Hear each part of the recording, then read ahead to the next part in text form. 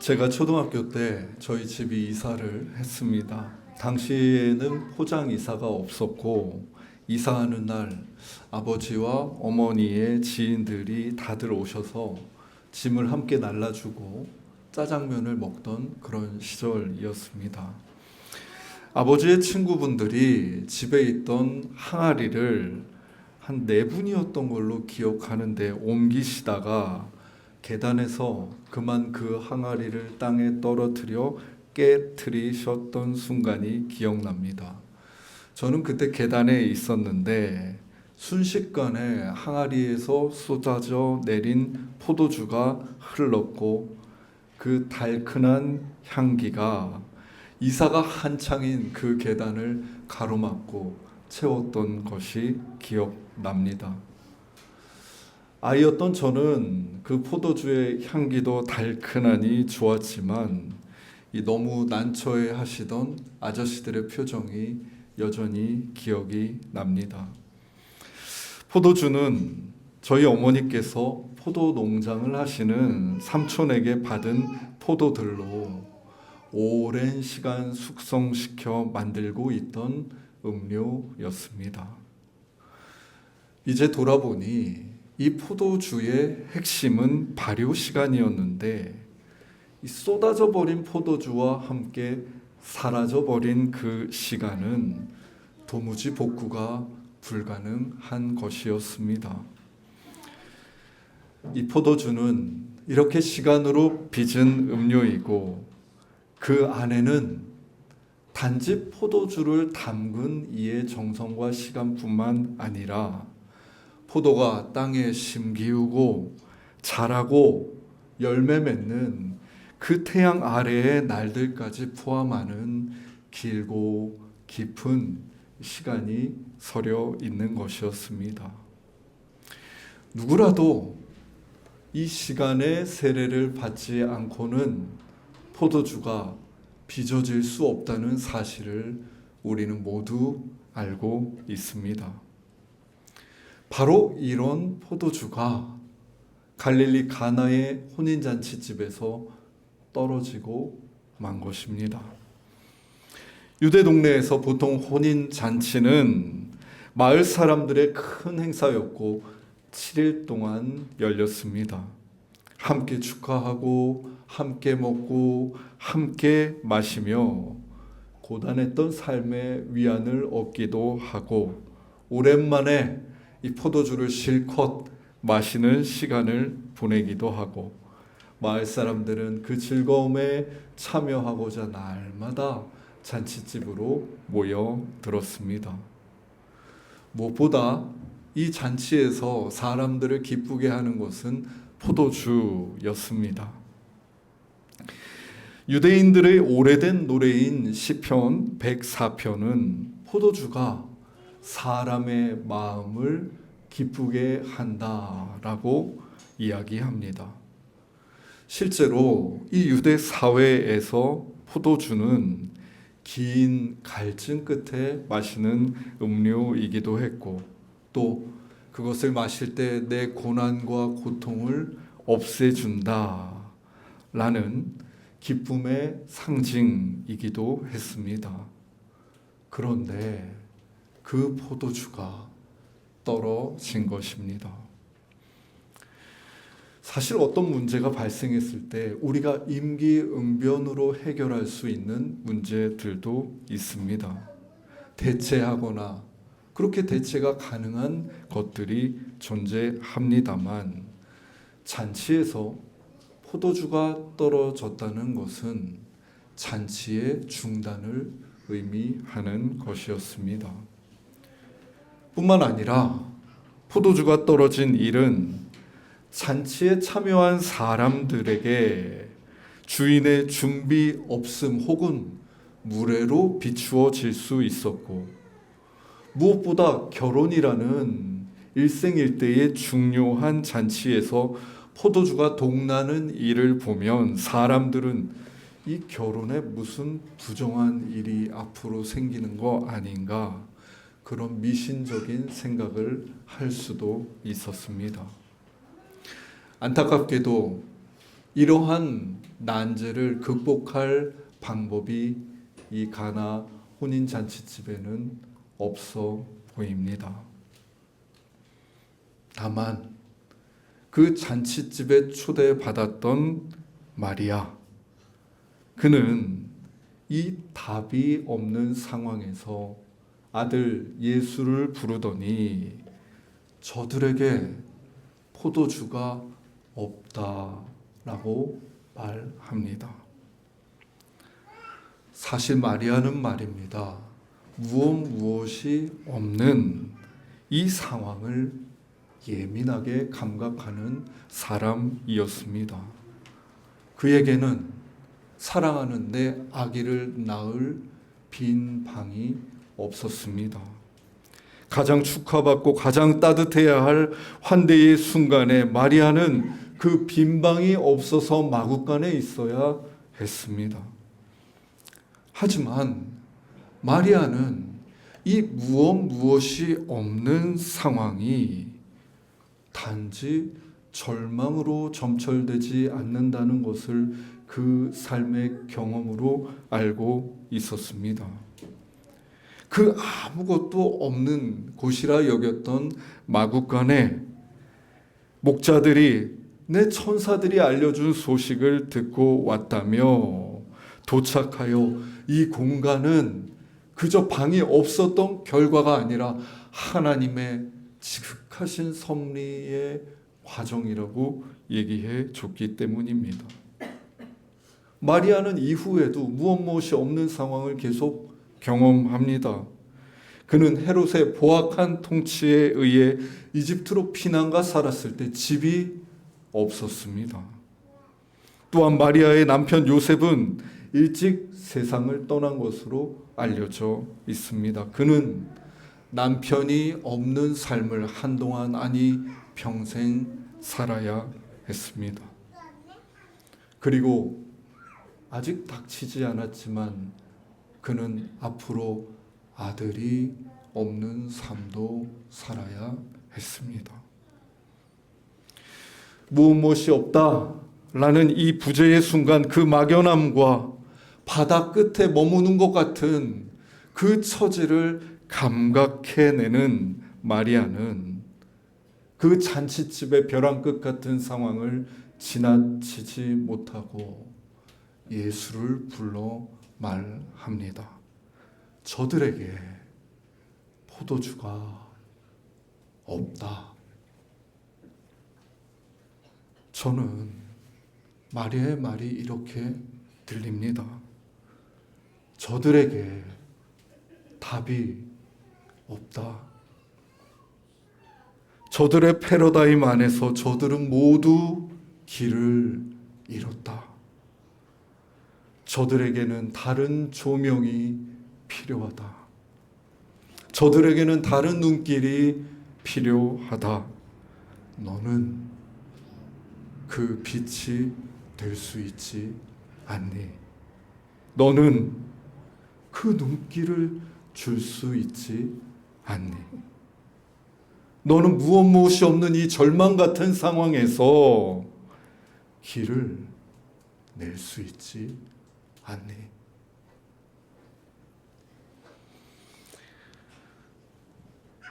토마스 쿤은 과학혁명의 구조라는 책에서 우리가 익히 알고 있는 패러다임이라는 용어를 꺼냅니다. 한 시대를 사는 사람들의 생각을 규정하는 틀을 가리키는 이 패러다임은 이제는 우리에게 익숙한 보편적인 말이 되었습니다. 일반적으로 이 과학의 진보는 이미 수용된 사실 그리고 이론의 축적에 의해서 이루어집니다. 그러나 토마스 쿤은 혁명적으로 과학이 도약해야 되는 그러한 시기에는 늘 새로운 패러다임이 도착했다고 이야기합니다. 새로운 패러다임은 이전 패러다임의 질문들을 넘어 새로운 게임의 법칙, 새로운 연구의 방향을 제시하고 그들이 가지고 있던 기존의 지도를 아예 바꾸어 버리는, 변경하는 일이라고 그는 말합니다. 마리아는 지금 가나 혼인잔치에 있는 이들의 지도의 끝이 났고, 저들이 가진 질문으로는 더 이상 이 상황에 대한 답을 찾을 수 없다는 것을 알았습니다. 그리고 새로운 지도, 새로운 방향이 여기 예수로부터 나올 수 있음을 가녀리게나마 알아차리고 있었습니다. 이제 우리는 우리의 패러다임으로는 이해할 수 없는 새로운 예수의 패러다임을 목도하게 됩니다.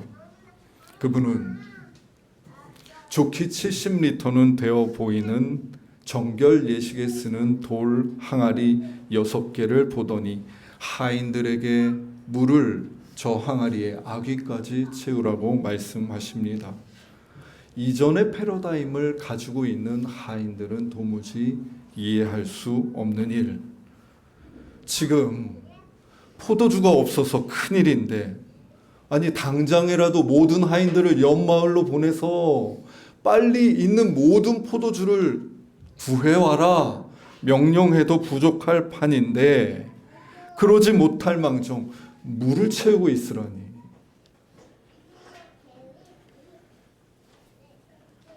토마스 쿤은 과학자임에도 불구하고 그의 책에서 이 패러다임의 전환에는 놀랍게도 믿음이 필요하다고 말합니다. 혁명적인 구조의 출현은 논리적으로 명확한 과정이 아니라 사실은 믿음에 기반하는 측면이 있다라고 말하는 것입니다. 하여 그는 몇몇 과학자들로부터 비판을 받기도 했습니다. 아니, 이 위대한 성취를 향해서 그렇게 비이성적인 요소를 가지고 오면 어떡하냐며 말입니다.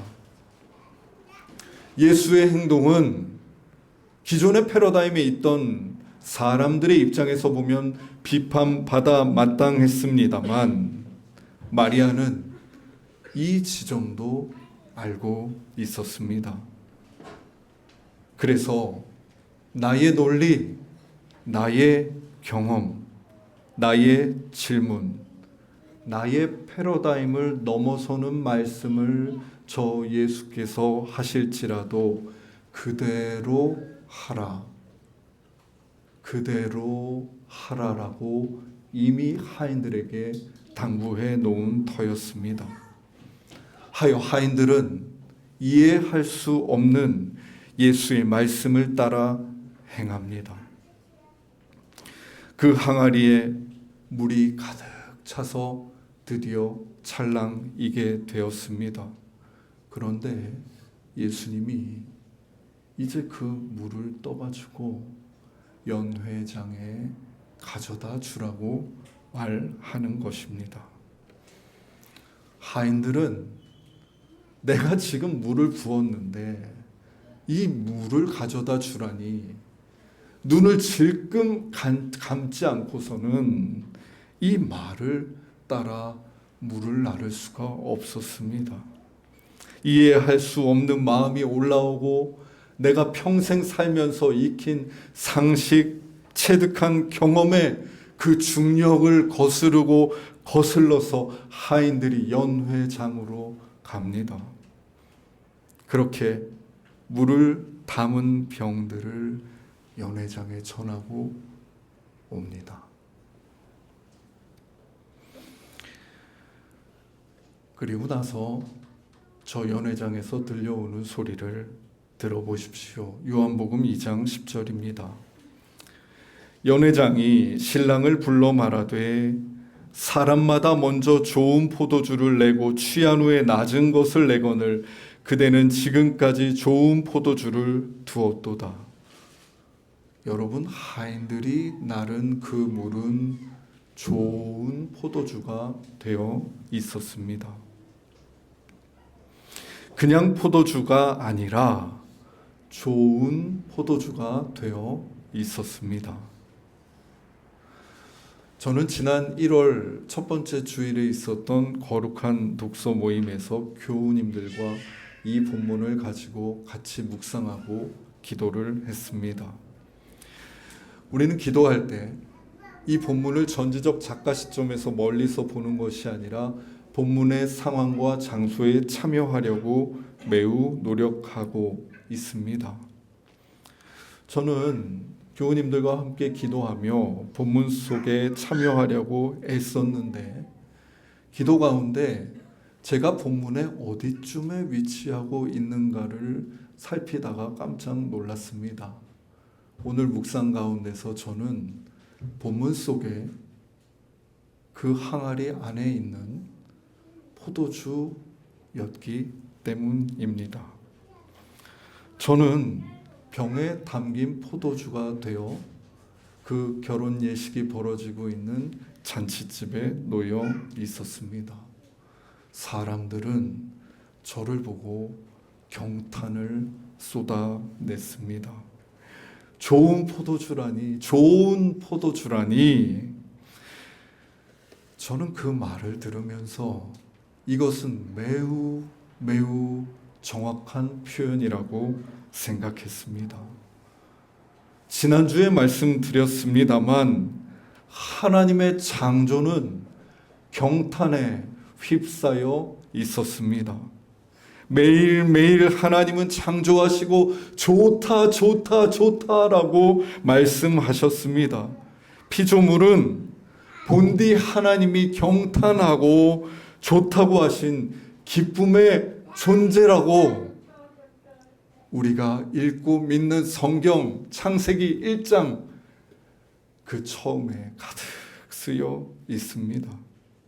원죄 이전에 우리는 원희의 존재로 지음받았고 내가 하나님의 기뻐하는 자임을 알아차리고 그 기쁨의 존재로 회복되는 것이야말로 신앙생활의 은총이고 기쁨입니다.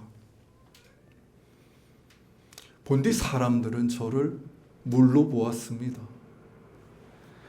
그것이 사람들이 가진 저를 향한 패러다임의 전부였습니다. 거기서 나는 틀 안에 규정받고 머물러 있기를 애쓰며 살아야 했습니다. 그런데 예수님은 나를 물이 아닌 다른 가능성을 가진 존재로 보셨습니다. 그리고 그 손으로 나를 빚으시기 시작했습니다. 물인 나는 점차 그분의 손길 안에서 향기로운 포도주, 고유한 이 세상 어디에도 없는 고유한 맛을 가진 포도주로 변형되기 시작했습니다.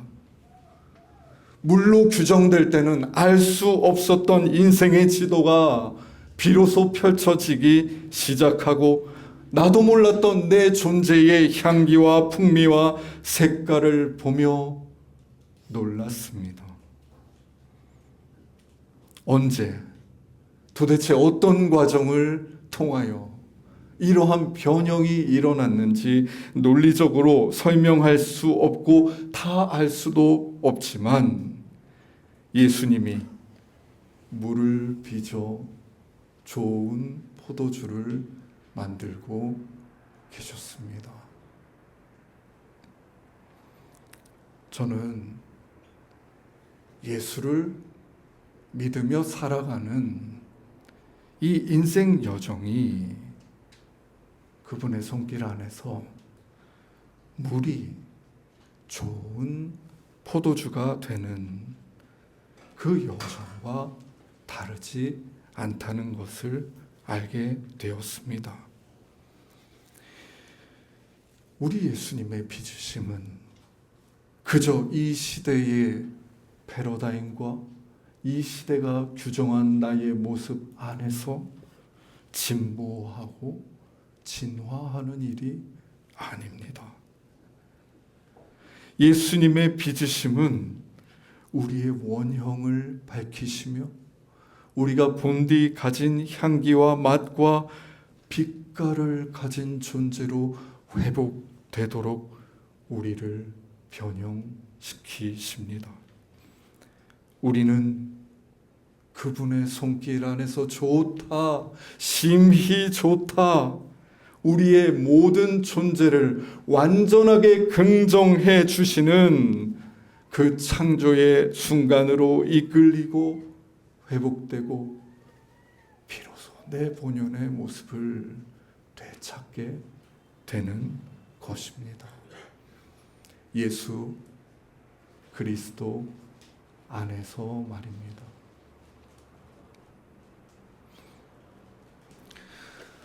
세례는 이 예수 그리스도를 나의 구주로 받아들이는 일입니다. 그분의 손길에 내 모든 삶을 내어 맡기는 일입니다. 온전히, 그러니까 내가 가진 슬픔, 연약함, 불완전함, 깨어진 모습들까지 모두 다 그분에게, 그분의 손길에 맡겨드리는 것입니다. 물을 포도주로 빚으시는 그분의 손길 안에서 우리의 신앙과 삶이 머물고 변형되고 흘러가도록 두는 것입니다. 그 창조의 도장에서 우리를 규정하던 그 모든 패러다임으로부터 죽고 우리는 나를 원희의 존재로 보시는 그분의 눈길을 날마다 마주하기 시작할 것입니다. 풍덩 그분에게 의지하여 저 물에 나를 내어 맡길 때 내 이전의 자아, 이전의 생각, 이전의 질문과 패러다임은 죽고 그것은 그 죽음이 큰 두려움을 자아낼지도 모르겠습니다만 그 물에서 우리를 씻으시고 우리를 빚으시고 예수님은 우리를 일으키실 것입니다. 여러분, 그 창조의 손길 안에 내 생을 내어 맡기는 것이 바로 세례입니다. 오늘 정의의 느티나무숲 교회에서 세례식이 있습니다. 김세희 자매님, 배상희 자매님, 정진양 자매님, 그리고 조혜민 자매님께서 이제 세상이 나를 규정하던 그 패러다임으로부터 죽고 가장 좋은 포도주로 빚어지는 그 여정을 시작하십니다. 아니, 이미 시작되었습니다. 여러분은 하나님의 사랑하는 딸이며 하나님의 기뻐하시는 자인 원희의 인간이라는 근본 정체성을 가진 분들이고 어떤 죄와 이 세상의 어떤 악도 여러분을 해치지 못할 것입니다. 우리 예수님께서 물로 포도주를 빚으시는 그 예수님께서 여러분의 구주가 되시고 날마다 여러분의 삶을 이끄시고 빚어가실 것이기 때문입니다. 하나님이 사랑하시는 숫가족 여러분, 또한 세례는 이 네 분을 넘어서 이곳에 계신 모든 분들이 내가 이미 세례 받은 자임을, 또 세례 받을 자임을 기억하고 확증하는 시간이기도 합니다. 우리의 삶 역시 물로 포도주를 빚으시는 그 주님의 손길 안에 속해 있기 때문입니다. 나를 지금 둘러싸고 있는 그 어떤 것보다도 거대한 근원이 되시는 예수 그리스도, 그분의 손길 안에 내가 있음을 잊지 마십시오. 우리를 빚으시는 그 예수 그리스도 안에서 우리가 이 영적 여정을 함께 할 수 있음에 깊이 감사드립니다. 여러분, 우리는 오늘 물로 포도주를 빚으시는 예수 그리스도 안에서 가나 혼인잔치 집에 있었던 기쁨과 환희, 그 즐거움에 동참하게 될 것입니다. 우리를 이 은총의 자리, 성사의 자리로 부르신 하나님을 찬양합니다. 할렐루야. 기도드리시겠습니다. 하나님, 내가 가진 고유한 맛과 향기, 빛깔과 아름다움을 알지 못한 채 오랜 시간 살았습니다. 내가 가진 직책, 자격, 내가 움켜쥐고 있는 힘, 사물들이 때때로 나를 든든하게 해준다 느끼기도 했지만 시간 앞에서 속절없이 우리 삶은 자꾸 위기에 봉착하곤 했습니다. 무엇이 없는 그 상태, 그 위기와 부재의 상태에서 물로 포도주를 빚으시는 예수님을 봅니다. 너는 물이 아니다. 좋은 포도주다. 너는 나의 사랑하는 자녀이고 원희의 존재이다. 우리의 근원을 밝히시는 주님, 당신의 손길 안에서 우리는 그렇게 다시 태어나고 태어납니다. 우리의 삶이 물로 포도주를 빚으시는 당신 손길 안에 있음을 기억하고 여전히 당신과 함께 당신 안에서 세워지고 있음을 잊지 않게 해 주십시오. 주님, 우리의 인생에 내가 만들 수 없는 그 기쁨을 당신의 손길과 빚으심으로 만들어 주십시오. 하여 우리 생에도 주님, 저 가나 혼인 잔치에 있는 기쁨과 즐거움이 머물고 솟아나도록 인도하여 주십시오. 예수님의 이름으로 기도드립니다. 아멘.